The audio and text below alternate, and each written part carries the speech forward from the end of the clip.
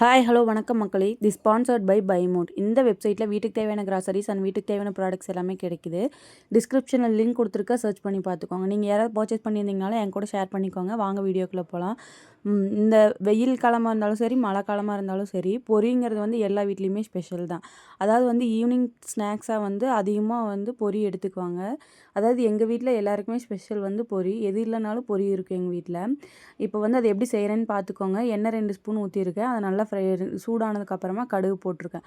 கடுகு நல்லா எப்படி வெடிக்குதுன்னு பாருங்கள். இந்த அளவுக்கு நல்லா வெடித்ததுக்கப்புறமா என்ன போடணுன்னா, சின்ன வெங்காயம் இருக்கு இல்லையா, அதை வந்து தோலை உரிச்சிட்டு இந்த மாதிரி தட்டி எடுத்துக்கோங்க. வெள்ளை பூண்டு, வரமிளகாய், கருவேப்பிலை, இந்த 4 இன்க்ரீடியன்ஸும் நான் ரெடி பண்ணி வச்சுக்கிட்டேன். இந்த கடுகு நல்லா பொரிஞ்சதுக்கப்புறமா அதை எல்லாமே ஆட் பண்ணிக்கலாம்.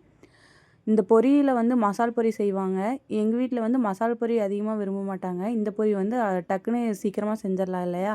ஸோ அதனால் இந்த பொரி வந்து ரொம்ப பிடிக்கும். அதுக்குன்னா கேரட் துருவணும், அதனால் கொஞ்சம் சங்கடப்படுவாங்க. இதுனா கொஞ்சம் டக்குன்னு எங்கள் அம்மா செஞ்சு தந்துடுவாங்க. ஸோ அதனால் வந்து இது எல்லாரோட ஃபேவரெட்டுமே, இன்க்ளூட் மீ. எனக்கு இது ரொம்ப பிடிக்கும். ஓகேங்களா?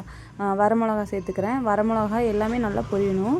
ரொம்ப கருகவும் விட்டுறக்கூடாது, ரொம்ப இதாகவும் எடுத்துடக்கூடாது. நல்லா அதாவது வந்து மொறுன்னு வரும் இல்லையா, கருகாமல் வந்து ஒரு சிவப்பு தன்மையில் அந்த மாதிரி வரணும். அந்த மாதிரி நல்லா வந்ததுக்கப்புறமா தான் அடுத்தது வந்து பொரி சேர்த்துக்கலாம்.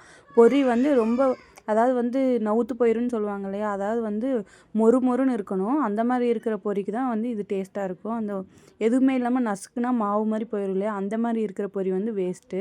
மஞ்சத்தூள் கொஞ்சமாக சேர்த்துக்கலாம் கலருக்காக. இது நல்லா ஃப்ரை பண்ணி விட்டுக்கோங்க.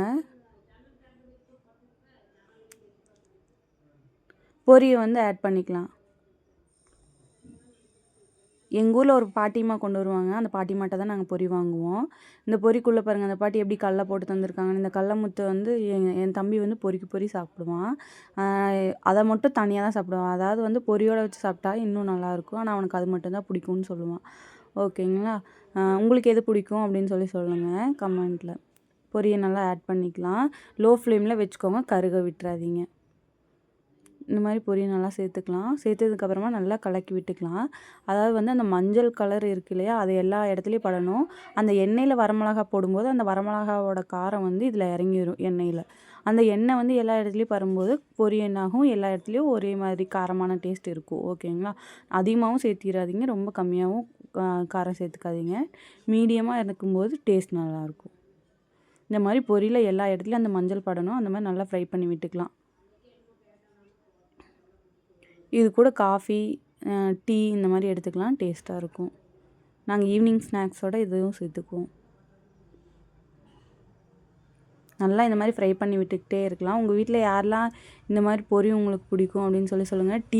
டீக்குள்ளே வந்து பொரி போட்டு சாப்பிட்றதுக்கு ஒரு சிலருக்கு பிடிக்கும். அந்த மாதிரி உங்களுக்கு யாருக்காவது பிடிக்குமா அப்படின்னு சொல்லி என்கிட்ட கமெண்ட்டில் சொல்லுங்கள். ஓகேங்களா? இதில் போட்டிருக்க பூண்டு ரொம்ப ஸ்பெஷல், அது டேஸ்ட்டாக இருக்கும். ப்ளஸ் வந்து இது கேஸ் ட்ரபிள் வந்து பிடிக்காமையும் இருக்கும், ஒரு சிலருக்கு பிடிச்சிருக்கும் இல்லையா, அதை சரி பண்ணுறதுக்காக கூட இந்த பூண்டு சாப்பிட்லாம். இந்த மாதிரி நல்லா ஃப்ரை பண்ணி விட்டுக்கலாம்.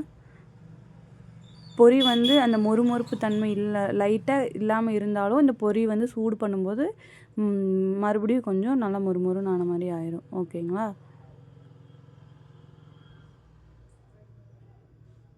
இந்த மாதிரி எல்லா இடத்துலையும் படணும், அந்த மாதிரி ஃப்ரை பண்ணிக்கலாம்.